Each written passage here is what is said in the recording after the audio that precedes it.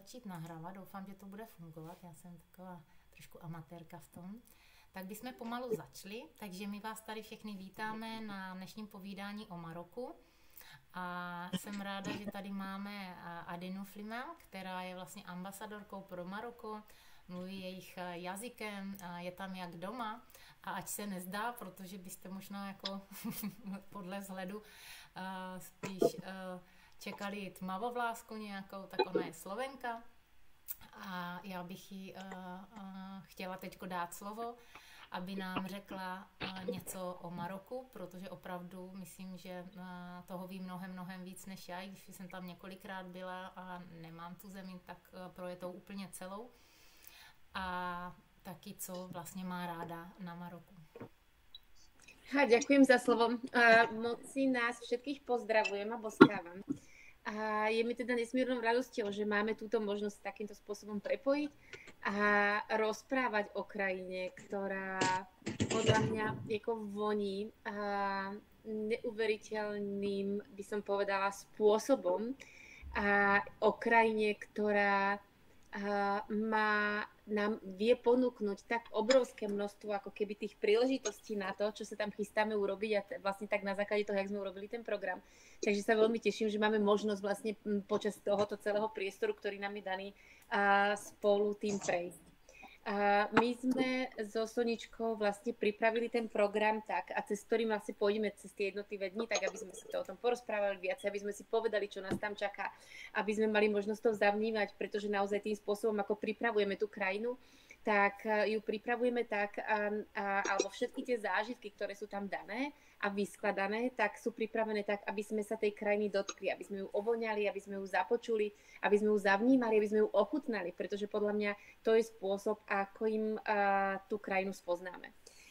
Maroko je krajina obrovských kontrastov, to znamená, že ak by sme na jednej strane, alebo ak by sme iba vyčlenili jednu časť a rozhodli sa, že tú krajinu ako keby ohmatáme z jednej strany a tú druhú ako keby časť vynecháme, tak mám pocit, že nám ako keby úplne nedostaneme ten jasný odkaz a jasný výstup z toho, čo všetko tá krajina ponúka.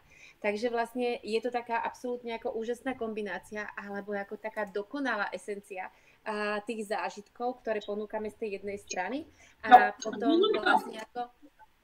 Pardon? Asi nemáme vypatý mikrofon, že? Možná poprosíme, abyste si vypli mikrofony, protože tam slyšíme buď od Naty, nebo kdo ještě nemá. Od Vierky, já si myslím. Od někoho tam slyšíme že... něco. Vítáme Janu teda a můžeš pokračovat tady. A vlastne ako tak, jak sme to urobili, sme prepojili a vždycky je mi obrovskou radosťou, keď vlastne ako do tej krajiny prichádza nový, teraz jak to pozveme, jak to nazveme, vlastne ako nový lektor, nový učiteľ, za ktorý tam vlastne ako svojou prítomnosťou prepojí to pole s tým polom tej danej samotnej krajiny.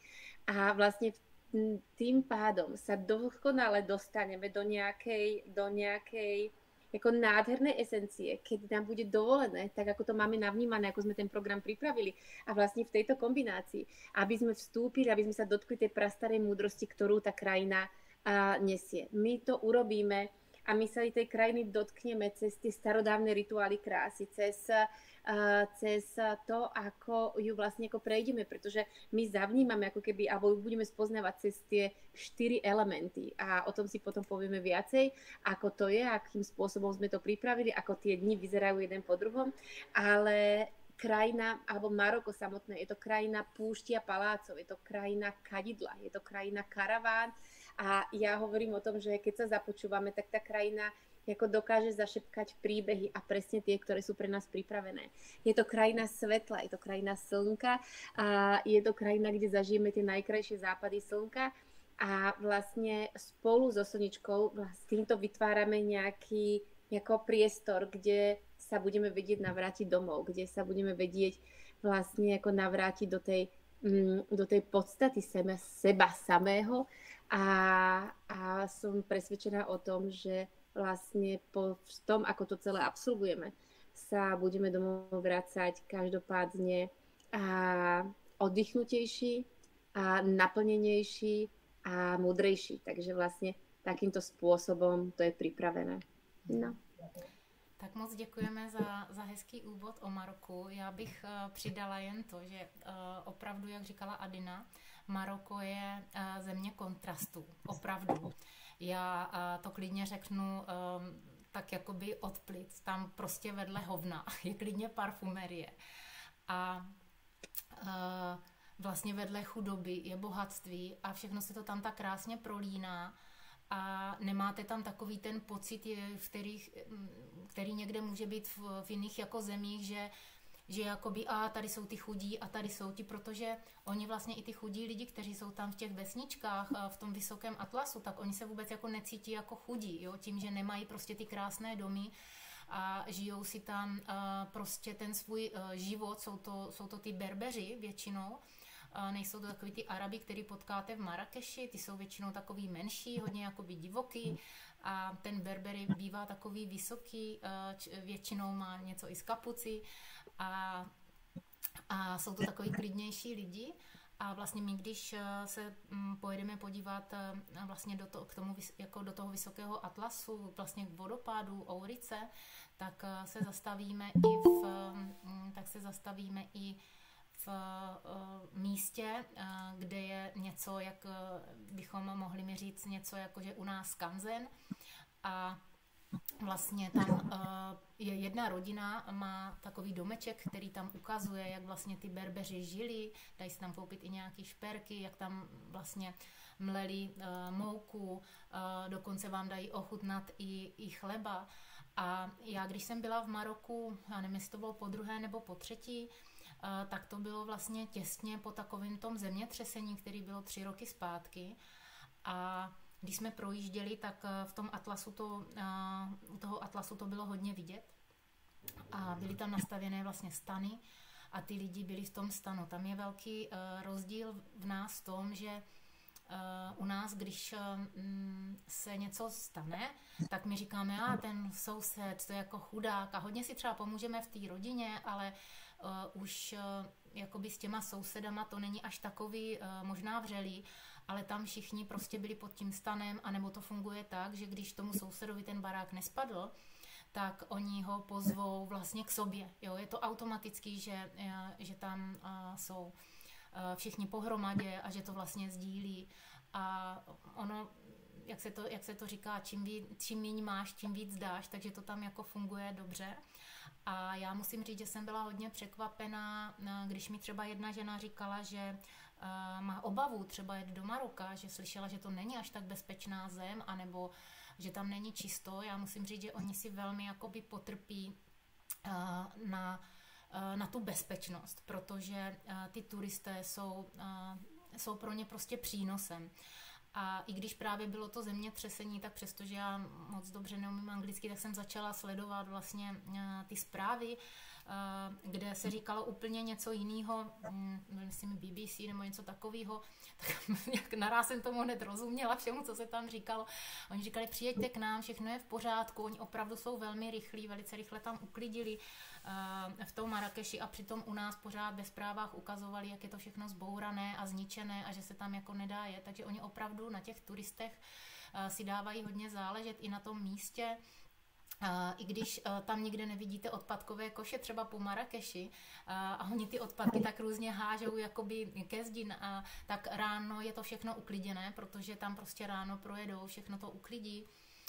Je to země opravdu kontrastu, je tam krásného kořeního, prostě krásný šaty a to, co my jsme už tak jakoby nějak potlačili, takové to naše věci, jako je třeba, já nevím, cibuláky a karlovarský porcelán a takové věci, které byly naší takovou jako chloubou, tak oni to tam jako pořád mají. Pořád ty tradiční věci tam mají, pořád dělají jídlo v tažinu, což je takový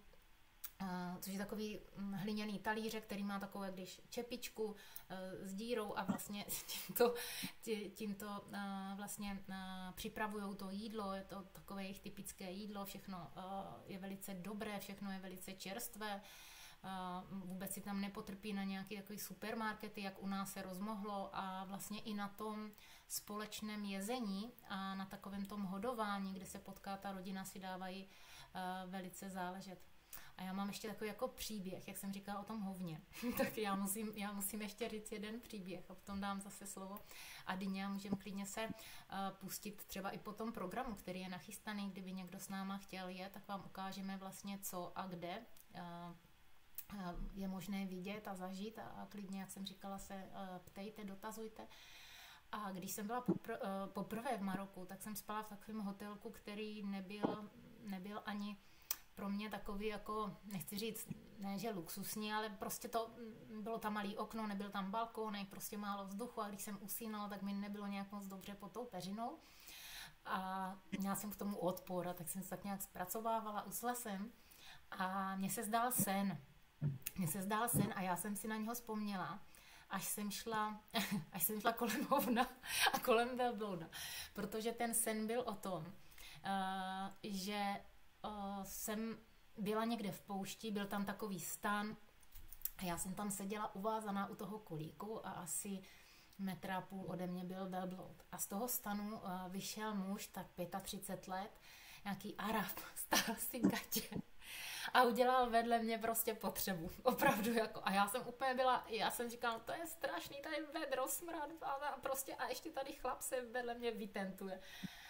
A z ničeho nic mě přitáhly obrovské oči, takové ty obrovské chmandle toho velblouda, který tam ležel na tom písku.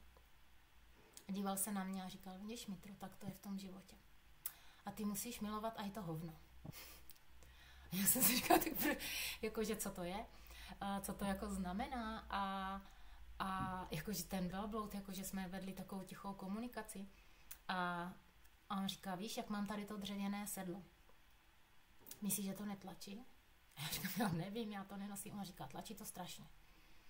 Ale kdybych se jako soustředil na to, že to jako tlačí, tak já prostě po pár krocích v té poušti prostě umřu. Ale já musím milovat to sedlo, abych došel tam, kam potřebuji. A večer jsme dostali pozvání do nejkrásnějšího hotelu na světě, který je tak označený Adipomoš, já nevím, jak on se jmenuje, přímo v Marrakeši, já to vždycky zapomenu, Lemule, nebo tak nějak. La Mamounia? Jo, La Mamounia. Tak jsme dostali od jedné české rodiny, která zjistila, že jsem v Marrakeši, pozvání na večeři. A tak jsme šli jsme kolem toho hovna a přišli jsme do krásné zahrad a do té nejkrásnější, nebo do toho nejkrásnějšího hotelu. Takže tím jsem jenom chtěla říct, že opravdu Marrakeš je země jako mnoha kontrastů, že je bezpečná. A jako jedno nebezpečí tam je. A to jsou ty obchody. Jo, protože tam, když procházíte, tak musíte chodit takhle, protože všechno se vám líbí, jsou tam krásné šperky, je tam úžasný arganový olej. Já moc teda na kosmetiku a na nějaké takové ty věci nejsem, ale opravdu musím říct, že ten arganový olej je skvělý. Jde vidět, jak ho tam vyrábí. Zase po cestě do hor se dá zastavit v té manufaktuře, podívat se, šátky, vůně krásné, které si můžete koupit domů. My, když budeme bydlet vlastně v horách u Mohameda, což je Adin přítel a můj už teda taky, po několika návštěvách, nebo vždycky tam bydlím u něho, tak tam, když přijdete do toho Riádu, tak Riád je takový malý soukromý hotýlek, tak tam voní pomerančové květy a to je vlastně vůně, která je taková typická tam a kterou si tam samozřejmě můžete koupit a já vždycky, když si chci vrátit do Maroka, tak si tady dám ten olej, svíčku, zapálím si a celé nám to tady voní. Tak já vítám další účastníky a předávám zase slovo Adině a zkusím se dostat tady, jsem prošla celý ten Posunuju se, nebo to funguje to? Ano. Výborně. Tak, tohle jsou nějaké fotky ze zahrad, které jsou.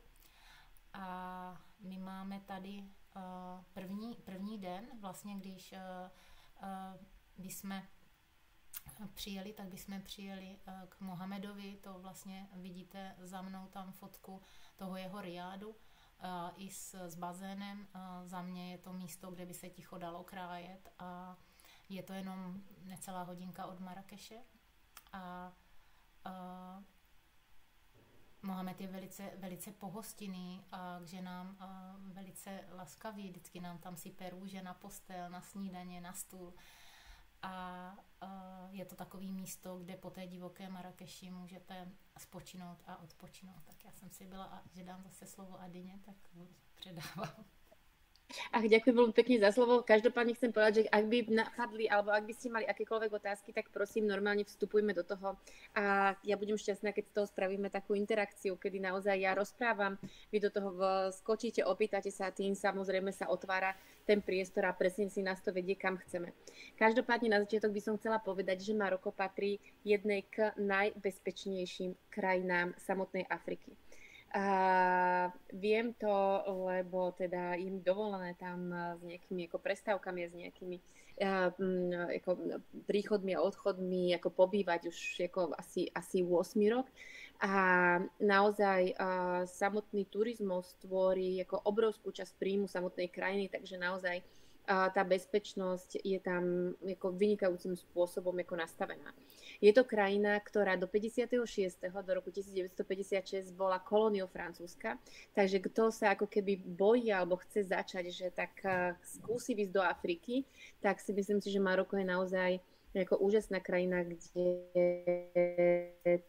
to je ako celé otvoriť, kde je to celým spôsobom ako keby sa dotknúť celé toho afrického kontinentu, pretože Maroko je vďaka vlastne tej prítomnosti tých Francúzov stále krajina, kde máte možnosť, povedzme, samotnom Marrakeši, keď sa tam dostaneme, tak my ten program máme nastavený tak, že samozrejme prebádame tú Medinu, to znamená to staré mesto, ale budeme mať aj priestor, aj čas dotknúť sa vlastne toho nového mesta. To nové mesto alebo nová časť sa volá Gilis a je to práve tá časť, kde sú bary, reštaurácie, kaviarne, ktorá má úplne iný vibe, úplne vlastne ako iné tempo ako samotná Medina, ale to je to, o čom som hovorila, je to krajina kontrastov, je to mesto kontrastov, takže tá prítomnosť tých Francúzov je tam stále veľmi ako jasná, veľmi prítomná, tak kto by mal naozaj ako keby nejaký taký ten, že tak či áno alebo nie, tak ja hovorím áno, pretože je to jedna z tých ako keby najjednoduchších krajín Afriky, do ktorej vstúpiť a cez ktorú sa nám vie otvoriť potom vlastne celý africký kontinent.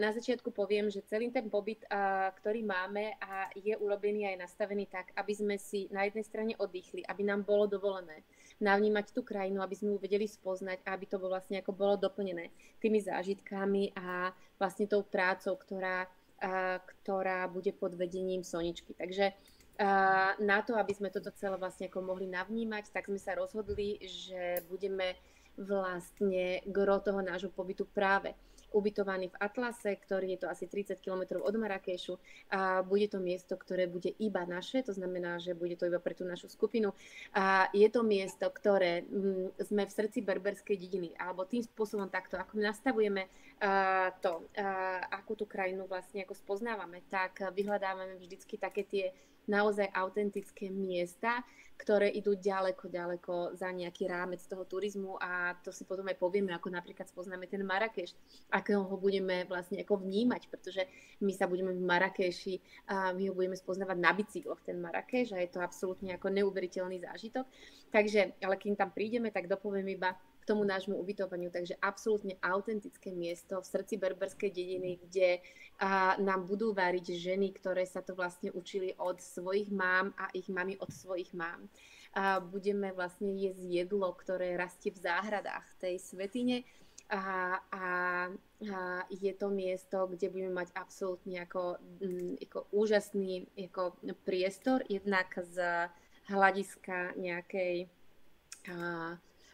nejakého toho priestoru, ktorý bude iba patriť nám, ale aj úžasné miesto z hľadiska vlastne toho komfortu, ktoré bude vlastne iba pre nás. Takže takto bude o nás postarané, pretože vlastne keď sa budeme vrácať z tých výletov, tak ako ich máme nastavené, tak viem, že druhý, tretí deň, keď vystúpime, tak tam si poviem, že super, už sme doma. Áno, takže toto tam bude veľmi rýchlo uchopiteľné. Samozrejme majiteľ, ktorý sa o toto celé stará, po to záštitou, ktoré to je, tak je to niečo, čo je to vlastne ako jeho miesto a vidieť, že to, čo robí, tak naozaj je to niečo, čo ho naozaj ako naplňa a baví. Takže toto bude naše miesto, alebo taká tá základňa.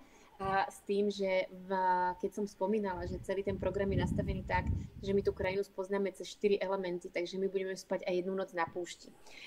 Ale nie na Sahare, pretože Sahara sa nachádza nejakých 800 km odtiaľ, tam v tomto momente ten priestor úplne mať nebudeme, aby sme sa tam dostali, ale budeme spať na púšti, ktorá sa volá Agafej. Je to vlastne kamenná púšť, ktorá sa nachádza asi hodinku od Marrakešu a Marrakeš má viacero prezývok a jedna z nich je Dcéra púšte. A je to práve preto, že asi hodinku odtiaľ sa nachádza táto kamenná púšť, ktorá ovplyvňuje mikroklímu samotného Marrakešu. A my tam budeme stráviť jednu noc a bude to naozaj ako nezabudnutelná noc, pretože to množstvo tých hviezd, ktoré uvidíme, pretože ten smog je tam ako veľmi minimálny, uvidíme Mliečnú dráhu. A koho bude zaujímať, tak si porozprávame príbehy o všetkých tých súhvezdiach a o tých hviezdách a budeme naozaj veľkou radosťou ich s vami zdieľať, pretože to niečo, čo ma ako veľmi baví a čo ma naplňa a do čoho som sa alebo do čoho sa vnáram. Takže keď tam budeme sedieť a budeme sa pozerať vlastne ako na tie hviezdy a na tie súhvezdia, tak si budeme k tomu vedieť povedať viacej. Takže gro toho nášho času budeme tráviť v tom hoteli, ktoré bude našou základňou, budeme z neho vyrážať a na stránkach vlastne ako Soničky, tak i na našich stránkach tam máme dané vlastne ako viacej obrázkov k tomu, aby sme si to mohli navnímať. Takže to je, kde budeme ubytovaní a teraz ideme na ten program. Ak máte nejaké otázky, pýtajte sa. Sú nejaké otázky?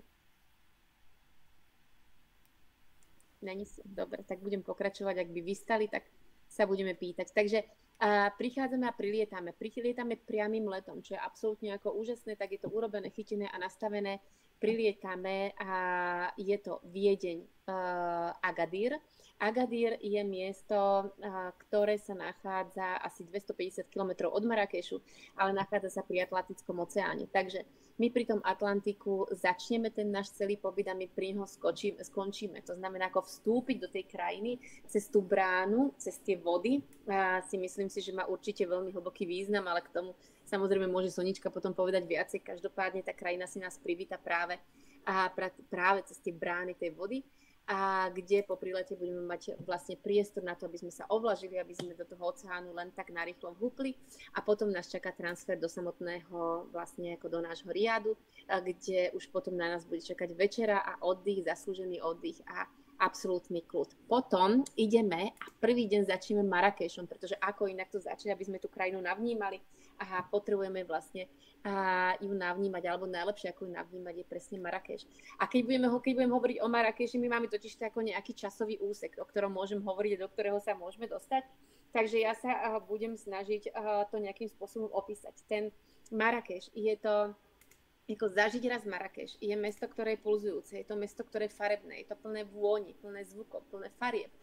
Je to mesto, ktoré neustále každý jeden ten moment toho dňa má svoju špecifickú ako keby vibráciu. Je úplne iné ráno, úplne na obed, úplne iné večer, ale za každým má niečo, čo si vás vlastne ako chytí tak, že z toho mesta budete veľmi, veľmi ťažko odchádzať. Ono sa to inak bude diať, že na konci budete veľmi ťažko odchádzať z tej krajiny, pretože ja za každým hovorím, že a to bude určite aj otázka na nás, ktorí sa tam stretneme, že my tam normálne reálne budeme asi 8 dní, tak to máme nastavené, ale pocitovo budeme mať pocit, že sme tam strávili skoro mesiac.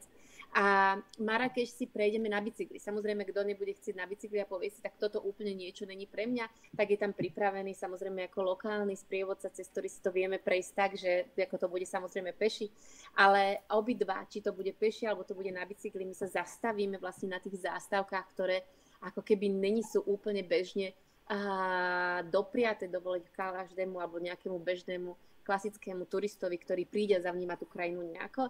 A my si tú históriu toho samotného mesta povieme cez príbehy a povieme si cez tie zvyklosti tej danej Mediny, cez to, ako to ten život beží. Čiže naozaj to našou snahou je to, aby ste sa na chvíľku ako dotkli, alebo aby sa to nastavilo tak, že vlastne vy budete mať na chvíľku pocit, že sa reálne stávate tými, oni hovoria Marrakšia a Marrakši, to znamená tými samotnými obyvateľmi toho mesta. A ja si myslím si, že tak, jak to máme ohmatané, jak to máme urobené, jak to máme nastavené, tak sa nám to podarí. A to budeme mať do obeda, potom dobre jeme, samotnom celom Maroku my budeme strašne veľmi dobre veľmi jesť, áno. A marocká kuchyňa patrí medzi, pre mňa to bola takisto ako veľmi taká, by som povedala, že ako informácia zaujímavá, pretože marocká kuchyňa patrí medzi 3 najzdravšie kuchyne sveta. Je to vďaka obrovskému množstvu zeleniny, je to práve kombinácia zeleniny a mäsa, ale samozrejme ako pre vegetariánov takisto tam máme tie možnosti a tie voľby. Takže je to kombinácia zeleniny a mäsa a ten spôsob prípravy je to vlastne robené duseno, kde sa to robí a dusí sa to vlastne v tých tažinoch. Takže naozaj, čo sa týka straviteľnosti, takže pripravme sa na to, že budeme veľmi dobre jesť. Kedy od nás vlastne každý ten klient, ktorý ide a cestuje, pretože vždycky nastali tie otázky ohľadom receptov, pretože potrebovali sme to vedieť a variť aj doma, keď sme prišli domov, takže máme pre nás pripravenú taký nejaký tie recepty tých najznámejších ako jedál, ktoré tam budete chutnať a ktoré som o tom presvedčená, že vám to bude veľmi, veľmi chutiť. Takže máme po bicykloch alebo vlastne po tej prehliadke tej samotnej Mediny máme čas na obed, kde sa dobre naozaj najeme a potom sa podoríme do tých trhov, do tých súkov, tak ako Sonička hovorila, čiže je to miesto, kde je veľmi jednoduché, je tam dostať sa do prítomného okamihu a do prítomného momentu, pretože vlastne to všetko, čo tam je, vás tak veľmi jednoducho ukotví do prítomnosti, všetky tie farby, tie veci, ktoré tam vidíte, to obrovské množstvo vlastne ako celej tej atmosféry, ktorá tam je na tých trhoch, že vy zabudnete, čo je doma, čo bolo pred minútou a vôbec nerozmýšľate, čo bude o 2 minúty dopredu. Takže to sú tie samotné trhy.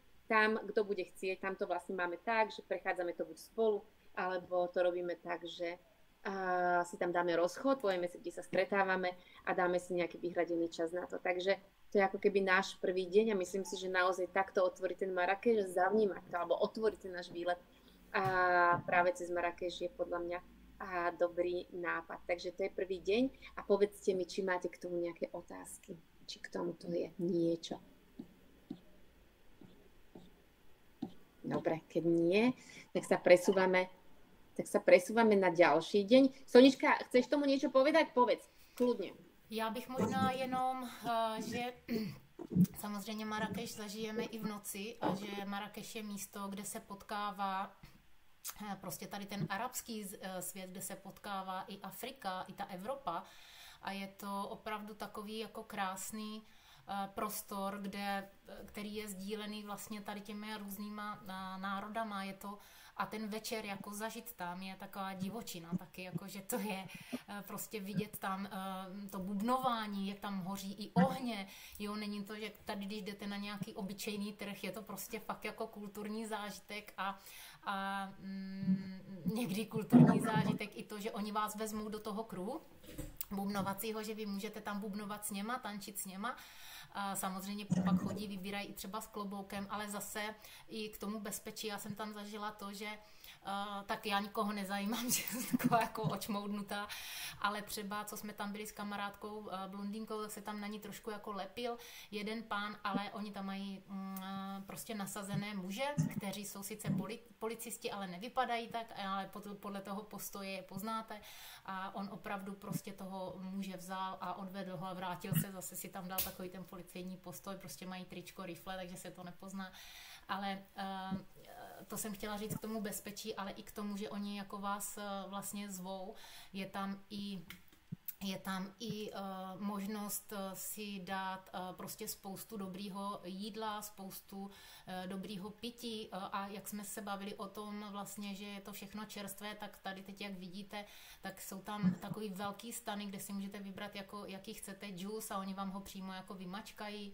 Jo, takže opravdu ta nabídka všeho možného, je to takový prostě jeden velký bengal, ale za mě tohle prostě nezažít jako škoda. Tak to jsem jenom chtěla doplnit k té Marrakeši a my si ještě projdeme i ty zahrady a ty krásy, které tam mají, jenom aby jsme to všechno stihli. Tam to fakt áno, pretože vlastne chcela som povedať tomu námestiu Džema Elfna, ono Marrakeš samotný bol založený asi 1000 rokov dozadu, plus minus, kedy práve saharskými kmeňmi, ktorí putovali s karavánami dole zo Sahary smerom hore a bolo to miesto takého nejakého odpočinku.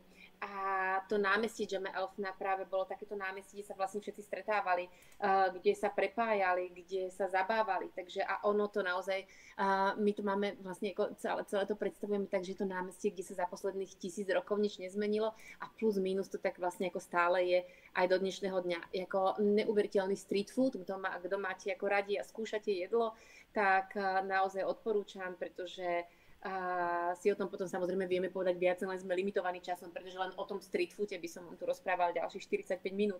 Takže ideme na ďalší deň. Ďalší deň máme, nazvali sme ho posvetný čas pre seba a očista tela a mysle. Kedy bude to taký ako kombinácia, taký wellness a relax deň, ktorý je nastavený, takže určite zažijeme hamam. A predtým, než zažijeme hamam, tak my si budeme, tým, že vlastne ja tú krajinu naozaj ako veľmi rada spoznávam cez tú prastarú múdrosť tých berberských žien, ktoré naozaj sú nádherné. Sú to nádherné ženy, kde vlastne ako keby tá múdrosť sa dedí stále z generácie na generáciu. A tým, že ten jazyk, alebo učím sa ten ich jazyk tak tá krajina sa mi ako keby otvára do väčšej hĺbky a mi dovolené ako keby vstúpiť do tých priestorov, do tých miest a dostať sa k informáciám, ktoré možno nie sú úplne bežne dostupné a zdieľané, takže budeme veľkou radosťou vlastne ako v rámci toho nášho priestoru, v tom našom nádhernom hoteli si spraviť taký workshop, kde si povieme viacej o všetkých tých elixíroch, o všetkých vlastne ako tých tajných ingredienciách, ktoré z tých žien robia tie ženy, ktoré sú naozaj nádherné, pretože berberské ženy sú naozaj krásne. A potom to budeme mať taký ľahký obed, odchádzame do hamamu. Ak by som mala hovoriť o hamame, budem tu hovoriť ďalších 30-40 minút. Ja milujem hamam a hovorím, že jeden hamam nikdy nestačí. Hamam v zásade určite tí, ktorí ste boli treba z Turecku, ste ho zažili. Marocký hamam je iný ako turecký. Marocký hamam je suchý hamam a my ho zažijeme lokálnou cestou. A bude to absolútne ako luxusný zážitok v tej autentickosti. A ja tam pôjdem s vami, takže budem nás vedieť previesť celým tým procesom. Znova je to miesto vlastne, kde sa zbavíme ako keby tej časti od umretej pokožky, ktorá už nám viac neslúži. Každopádne nie je to očista iba tela, je to ako obrovská očista mysle. Takisto si k tomu budeme hovoriť viacej, budeme obrovskou radosťou si vás ako previesť celým týmto procesom a vlastne ako keby zdieľať tie informácie, čo všetko je možné vlastne ako vďaka tejto očiste získať, alebo kam až je možné sa vlastne ako nejakým spôsobom napojiť. A potom večer sme pre vás pripravili, pretože tá krajina, my tú krajinu dokážeme spoznávať a tak, ako to máme nastavené, vlastne cez to dedičstvo, cez ten odkaz tých predkov a jedný z nich sú šperky, sú marocké šperky. A marocké šperky je to niečo, čo je kombinácia drahých kameňov, je to kombinácia ambry, korálu. Keď si budeme hovoriť o ambre, budeme si hovoriť o bylinách, budeme si hovoriť o olejoch, budeme si hovoriť o všetkých tých, ako som hovorila, tých tajných ingredienciách. A jedna z nich je samozrejme ambra. Ambra a mošu sú to ako keby dve látky, alebo teda esencie, ktoré získavame, tak sú získavané zo živočíšnej ríše. Ambra je ako keby, je to výlučok z podžalúdkovej žľazy vorvania, veľryby, oni sa preto nezabíjajú, oni vlastne ako prirodzeným spôsobom to ako keby vrhnú a potom tou vodou sa to dostane, doplaví sa to na pláž a vyzerá to ako kameň, keď to stuhne. A je to neuveriteľne afrodiziakálne. A ono to vlastne je ako jazmín. To znamená, že aj vôňa jazmínu sa otvorí v tej najväčšej sile práve večer, keď na ňu celý deň svieti slnko. A toto je to isté s ambrou. Takže tie berberské ženy, ktoré nosili tie náhrdelníky a mali tam tú ambru, a bolo to niečo, čo bol ich absolútne typický parfém. A tá vôňa vlastne ako celý deň, keď na to svietilo slnko, tak sa rozvinula až večer. A my budeme mať možnosť si to skúšať, budeme mať možnosť si to ovoňať, pretože dostať sa naozaj k reálnej a čistej ambre nie je možno úplne jednoduché, takže bude to niečo, cez čo si vlastne potom ten večer, potom hamame, keď si oddychneme a keď si predstavíme všetky tie tajné tipy a triky tých berberských žien, tak si budeme môcť len na seba priložiť tie nádherné šperky. Ďalšia vec je, že vlastne súčasťou tých šperkov sú strieborné ako keby ornamenty a symboly. A keď sa dostaneme vlastne ako potom do tých detailov, tak vieme si povedať, že vlastne každý jeden symbol má svoju špecifickú vibráciu, ktorá nám vie zadefinovať frekvenciu.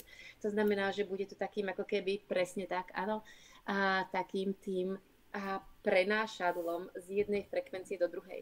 A budem o tom hovoriť aj pri kobercoch. Každopádne, keď hovorím, hovor nám končí o 15 minút, tak toto mi to čo vyskočilo, dobre.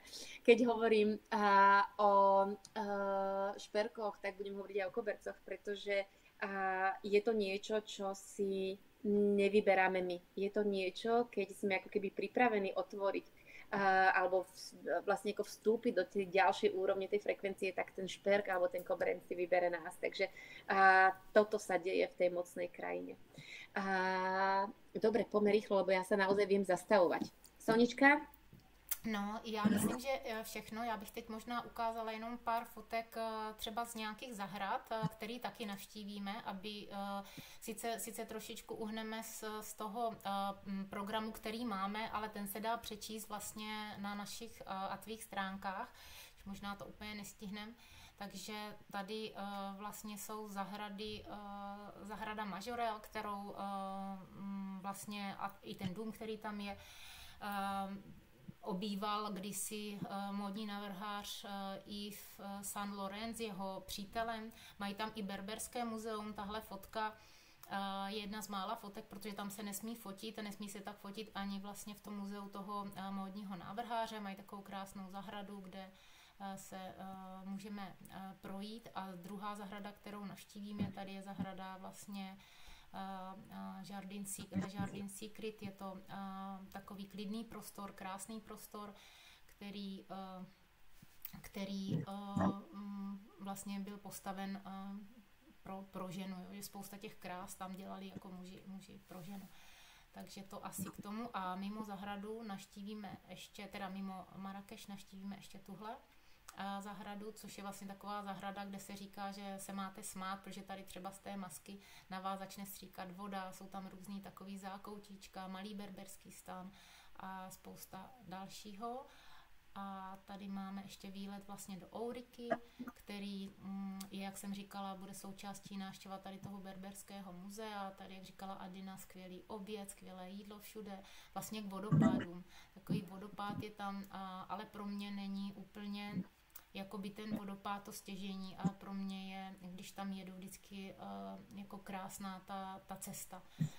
Ta cesta mi připadne jako taková hodně jako důležitá a krásná a na ní můžete spoustu objevit. A to se možná už tady nakousla trošičku vlastně ten 4. den, že jo, že tady máme ten Marrakeš, tak omlouvám se, jsem to tak zhrnula, ale začíná mě trošku takový jako tlak časový. Ja kým pôjdem pokračovať ďalej, tak kľudne, ja sa znova opýtam, či nám vyskočili nejaké otázky, ko ktorým by sme sa dostali. Ak áno, tak sa kľudne pýtajte. Čiže záhradami, áno, teraz. Záhrady Yves Saint Laurent a záhrady vlastne Jardin Majorelle sa nachádzajú v tej novej štvrti Gilis a ono sa hovorí, alebo teda samotný Marrakeš prijal návrhára Yves Saint Laurent po takom ako veľmi burlivom období, kedy vlastne ako vyšlo na povrch, že je gay, kedy vlastne bol absolútne totálne zlomený, pretože on vlastne slúžil vo vojne a Marrakeš ho prijíma s otvorenou náručou a je ako naozaj to, čo tam vybudoval, čo tam nechal, tak sú práve záhrady Jardin Majorelle, ktoré vlastne patria medzi najkrajšie alebo jedny z najkrajších botanických záhrad vôbec, ktoré sa nachádzajú v rámci sveta. Tak je to nastavené, tak je to vlastne ako ohodnotené a myslím si, že tam každý syn, aj ten, ktorý vôbec ako nemá nejaký vzťah k záhradám, tak si myslím, že bude absolútne ako ostane v jednom momente absolútne ako bez dychu a bez toho, čo vlastne ako tá energia toho miesta prinesie. Ono, popol samotného návrhára je roztrúsený v tých záhradách. Takže ako nádherné miesto.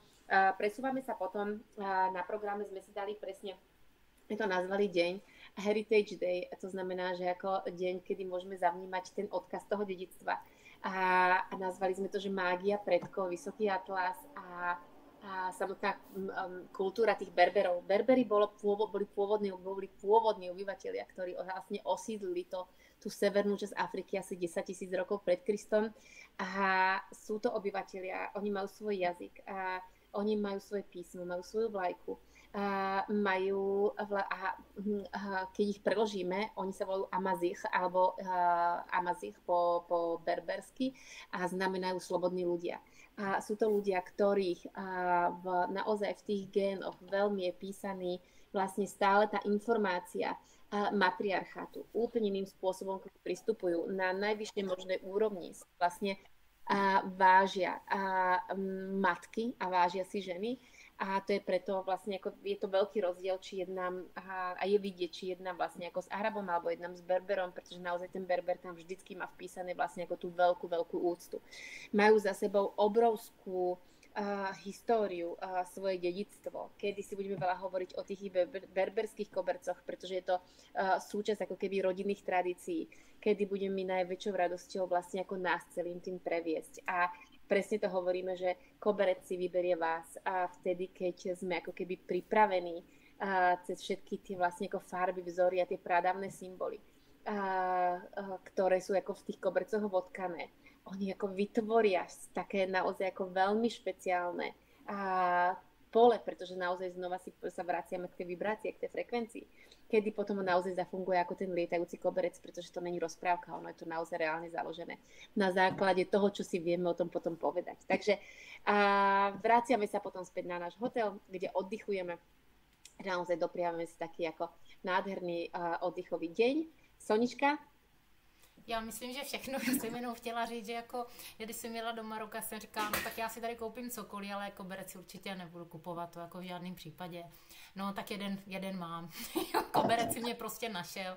Nebylo to v kobercárně, bylo to prostě tam na místě, kde pán prostě v ulici něco tkal a oni mají ty koberce, my si představíme pod kobercem vždycky takový to tlustý, co se někde prášilo venku, ale oni mají i tenké, což jsou takové, jako že se to dá krásně rozložit nebo hodit i přes gauč skoro. Takže koberec mám, to bylo takový toho moje někdy, no, takže krásy. Tak klidně pojďme. Dobre, ďalší deň sme nazvali, že Nature Day, to znamená, že tak, aby sme zavnímali ako keby tú krajinu, vraciame sa späť do prírody, vraciame sa vlastne ako do toho okolia toho nášho hotela, kde sa vlastne spolu nachádzame a odtiaľ budeme vyrážať na taký trekking day, ktorý je nastavený tak, že ho zvládne naozaj ako každý, pretože vlastne ako nevieme, aká tam bude úroveň tej zdatnosti a každého toho jedného vlastne ako klienta alebo človeka, ktorý sa k tomu pridá, tak naozaj to budeme mať nastavený tak, že bude z nás prevádzať sprievodca muž berberský, áno, ktorý je zrodený z tej krajiny, ktorý je, ako to nazývame, znalec zeme a znalec aj času. A je to človek, ktorý vie rozpoznať každú bylinu, pozná tie legendy, pozná vlastne celý ten životný rytmus všetkých tých miestnych komunít a budeme prechádzať okolo tých tradičných domov, kde budeme mať možnosť naozaj zasledovať tú každodennosť toho každodenného bytia a žitia tých ľudí tam, ktorí naozaj z jedného uhla pohľadu sa pre nás môže zdať, že je to niečo, čo je ako veľmi jednoduché, ale ako v tej podstate, ako tam budeme vedieť zavnímať tú esenciu toho života, akým spôsobom oni fungujú. Budeme prechádzať cez to majestátne pohorie Atlas, pretože každé jedno to miesto má svoju špecifickú vibráciu. Iným spôsobom je to dole na juhu, iné mesto je Marrakeš. A Atlas je ako tá majestátnosť toho pohoria je niečo, čo mám pocit, že nie je mi úplne asi ešte dovolené opísať ako tú ohromnú silu. A my budeme mať možnosť to zavnímať práve cez to, ako budeme prechádzať cez tie dedinky, cez tie kamenné terasy, cez tie záhrady, cez tie olivové háje, práve s týmto našim sprievodcom. Tento celý trekking končíme pri rieke, kde si oddychneme, kde si dáme úžasný obed a potom vlastne nás zoberie naspäť transfer do hotela, kde sa pobalíme a potom odchádzame na tú našu púšť, o ktorej som hovorila a o ktorej si takisto potom, ak budeme mať na to priestor, a ja verím, že áno, povieme viacej, pretože to ticho, tá krajina sa odrazu zmení a v jednom momente sa tá zem vlastne ako odrazu stane takou surovejšou, ten vzduch bude čistejší a tá obloha bude absolútne plná takej tej nekonečnej hĺbky. Takže toto nás čaká potom na tej púšti a veľmi ťažko sa mi dáva doslov tá noc s tým miliónom hviezd na oblohe, pretože je to niečo, čo v jednom momente, my keď to zažijeme, až vtedy sa vlastne stanú z nás takí tí rozprávači príbehov a to len vtedy, keď nám ako keby, lebo veľakrát máte pocit, že ani tie slová nestačia na to, aby sa to dalo opísať to, čo tam je vlastne ako k čomu tam dojde, pretože jedno je, čo sa udeje ako keby na tej vonkajšej úrovni, ale ten prerod, ktorý vlastne nastáva na tej úrovni vnútornej, je ďaleko siahlejší, je oveľa viac intenzívnejší a na to nám niekedy tie slova nestačia. Takže to je vlastne ako noc na púšti a potom ja to veľmi rýchlo ako prebehnem ďalej a oddychujeme, ráno sa prebudzame a presúvame sa k oceánu, kde budeme stráviť poslednú noc a kde vlastne tento celý náš pobyt ukončíme. Takže to bolo tak v rýchlosti na základe toho času, ktorý nám bol daný. Ale znova sa pýtam, ak máme otázky, tak šup sem s nimi, lebo dlho tu už nebudeme. A tím pádem dávám, Sonička, slovo tebe samozřejmě, dobré? Renátka tady píše, má dojem, že by se po takových dnech nechtěla už ani vracet. No, já to úplně chápu, protože člověk, když přijede do Maroka, tak zjistí, že i když třeba na jedné straně intenzivní Marrakeš, na druhé straně krásné klidné hory. Já nejsem gurmán a moc jako na jídlo nejsem, ale já v Maroku vždycky hodně jím, protože prostě tam je to všechno jako čerstvé. Baví mě to, že to je vlastně všechno takový jako handmade, že to je všechno fakt jako dělali ještě ruce. Já úplně miluju věci, kterých se dotýkají prostě lidské ruky a který jsou prostě připravený jakoby s takovou tou pozorností, že to neprojede jenom nějakým strojem. Já mám, přestože Maroko je i taková moderní země a taková krásná, tak pořád je tam taková ta vůně té země, té tradice, těch květů, toho všeho. Mě ta země, prostě já jsem nikdy do Maroka vlastně netoužila nějak asi jet, jako vůbec jsem neměla nějakou touhu. Jednou se mě jedna holka zeptá, jestli nepojedem do Maroka, naraz jsem tam byla, už jsem tam byla několikrát a pokaždé tam na mě něco čeká jiného. Vždycky to Maroko i se mnou trošku jakoby, nechci říct zatřese, ale otvírají se mi tam staré příběhy. Mám hodně těch příběhů v sobě, spíš jako v těch arabských zemích jako mužský, ale jako krásný příběhy a někdy prostě přes tu vůni, přes tu chuť. A strašně milí lidi jsou tam. My jsme třeba šli pěšky na trh a kolem nás jezdili muži, kteří si, tak jak my jsme tady dřív jezdili na těch pínskách, si vezli tu ženu tam vzadu. Jo, a to, že prostě se na vás krásně usměje ten muž, no tak to je jasný, že jo, ženský jdou, jejich hromada, tak je to parádní. Ale to, že se prostě na nás vždycky milé usmála i ta žena, ještě nám zamávala, to bylo nádherný. A musím říct, že vlastně vždycky se i vytvoří úplně úžasná skupina žen a pokaždé to Maroko je jiné. Někdy se stane, že i bydlíme jinde, jakože na víc místech, takže je jiná poušť nebo jiné ubytování, ale u Mohameda bydlíme jako vždycky, protože to je opravdu tak kouzelné místo, které bych chtěla ukázat snad úplně každému. A prostě chytne vás to za srdce a těžko se jako vrací. A kromě toho, že je to takový jako dobrodružný, že cestujeme, my jsme ještě vlastně možná neukázali ani všechno, kam se zavítáme, nebo těch fotek mohlo být klidně i víc, ale když tak já dávám i nějaké příspěvky, takže kdybyste se s náma někdo chtěli do toho Maroka přidat, budeme moc rádi. Pojedeme na konci září, začátkem října a bude to taková menší skupinka, bývá nás ta menší skupinka žen a vždycky si tak hezky padnou jakoby do noty a stal se mi i takový příběh, že u prvního Maroka si vlastně moje kamarádka, která se přihlásila, zlomila ruku. Pak se další Maroko nějak nenaskládalo, tak jsme nejeli a teď na jaro vlastně jela a ona říká, a potkala se tam i jako s druhou ženou a otevřel se jim tam příběh. Ona říká, tak já jsem si musela zlomit ruku, abych tady potkala vlastně tebe, to říkala té další ženě, takže to je krásné, se tam otvírají i ty příběhy a je to úplně úžasná země, takže my vás zveme tady na tu cestu. Mě mrzí, že jsme neměli víc času, že jsme nemohli mluvit víc o všech těch tradicích a o všech těch místech ještě víc jakoby do hloubky a ono není vlastně potřeba ani k tomu nějaký velký bohatý program, protože Maroko je samotný jako program, i když my ten program máme poměrně hodně bohatý. A tím jsem chtěla říct to, že třeba jenom přijedete do té pouště a jdeme si tam zameditovat a ženy tam mají různé prožitky a jenom třeba sedět tiše v té poušti je vlastně také nádhera. No. Asi se nám to celé někam ztratilo.